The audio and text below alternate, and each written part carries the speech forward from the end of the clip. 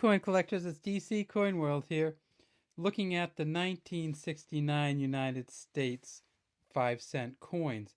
And we're going to look in specific at some 1969 S coins, because there's just something really weird going on with one of them. We've had it in a video before. Sometimes we call it the Snake S, sometimes we call it the Long S. We haven't seen another one of them, so people have asked us if we'd kind of bring it back up and then talk about the 1969 coins in general. And that's the one, and we will get to that in a second, the kind of snake or weird S on there. But let's look at some of the other 1969 coins first.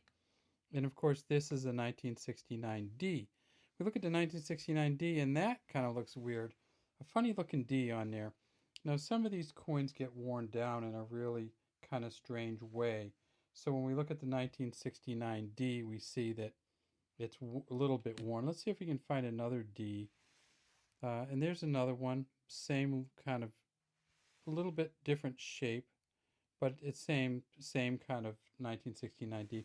Now people say, why are the 1969Ds so valuable? And everybody sends us these little messages saying 1969D, one of them sold for $30,000.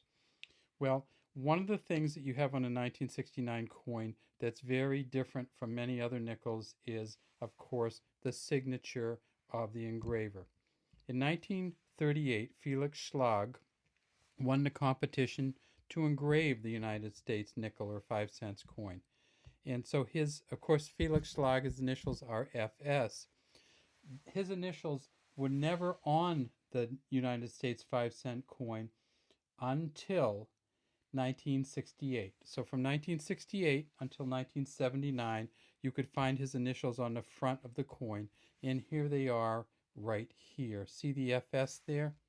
So the FS is for Felix Schlag, the engraver of the front of the coin.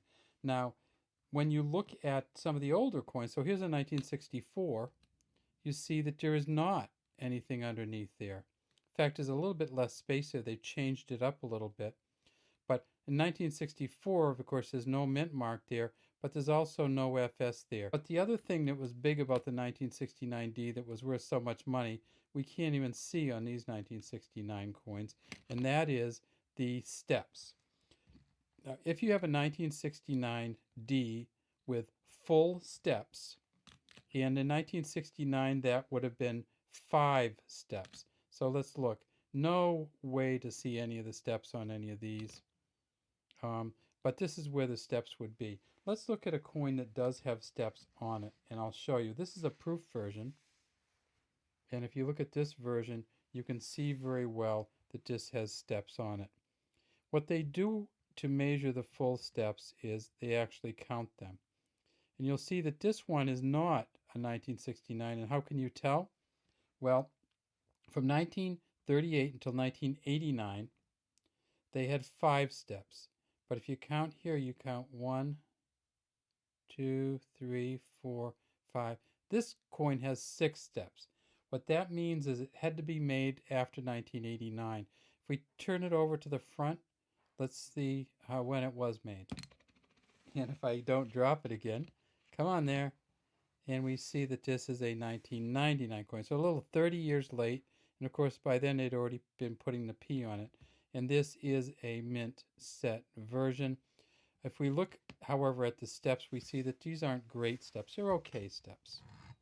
Let's see if we can get a better angle on them. And we see when you look at full steps versions, and you can see some nice coloration in there too, you break it up into 5 different sections, and you look at each of the sections, 5 sections across. So you put a line, a line, a line, a line, and you say, does each one of them have the 5? And so for the 1964 MS65, I believe it was, full steps version, it had no dents in it. It had no scratches in it. It had all the steps in it, and you could see them very, very, very well. It didn't have these kind of divots. That is a coin that sold for $30,000. Now, if you don't have that one, then that's really was the key to that. Now, let's look at the standard 1969S, and you can see this one here.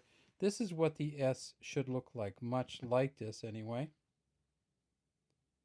We see this one actually has its own little characteristics too. It almost looks like a 5, kind of shortened top, big fat bottom. So when people said, can we see your snake S or long S again, um, we brought it out, and here it is. And you can see that whatever happened to this coin, whether it was at the mint or afterwards, it has this elongated, funky kind of S. See, this one looks like it's got tramped down. This one looks like it got really long. And those of you who have seen our other videos remember that there was also a kind of a weird coin that came out in 1970 where they moved the D's all around. So the nickels of this era do have some of their own individual characteristics on them. In 1969, they made 203 million almost at the Denver Mint.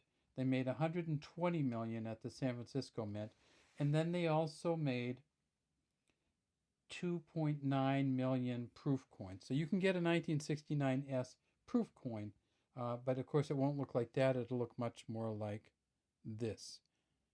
And this isn't a proof, this is a mint set version, but you'll have, of course, a full star there rather than the kind of beat down stars. You'll have the kind of ponytail coming out and all the lines in it. You'll be able to see the little collar here on there. And now, of course, this does have the FS on it. And in the 1969, you'll be able to see the FS on that one also. When you look at this, you'll see that it has wear all the way around it. Could the wear on here have caused this to lengthen? Could have done. If you look at the material, you see that it's the same material for all of them. It's a copper nickel. It weighs 5 grams, is 21.2 millimeters in diameter, and 1.75 millimeters in thickness. Now, we've had hundreds or maybe thousands of nickels that we've looked at, and we've never seen that kind of stretch on any of the other coins. If you see this one, this is a kind of, let's look through some of these 1969s. So this is another one with a D, kind of a funny D. Here's another one, another flattened D. So you do get some Ds that are kind of flattened and don't look much like Ds. This one kind of a thin D, not a thick D. Here's another one here, and this is a, look at that S. So we were up to 3 S's, and let's look at them. So this is kind of a standard S. This is the long S, and this is kind of the short top S. So see how this one has a big top and a squished bottom. This one has a squished top and a longer bottom. So the 1969 S's do have some of their own kind of funky characteristics, but we've never seen another one like this. Let's find another one. There's a D, and of course that's a thin D again. This one, a thin D, and this one. Let's look. That's a thin D. So everybody's saying, okay, show me the Philadelphia one. Or we know that, of course, back then Philadelphia didn't have any mint mark. So look at the 1969 Philadelphia one, and let me show you what that looks like. There it is. In 1969, there was not a Philadelphia mint nickel put out. There are the 120 million of the San Francisco, 203 million of the Denver, and we don't have a Philadelphia mint nickel from 1969 that we have. So there you go. There's your S in 3 different versions. There's your FS underneath. And if you're looking for the full steps, which is also an FS, it'll look something like this. Thanks for watching the DC Coin World International channel. We'd love to have you subscribe to our channel and leave any comments you might have in the comments section.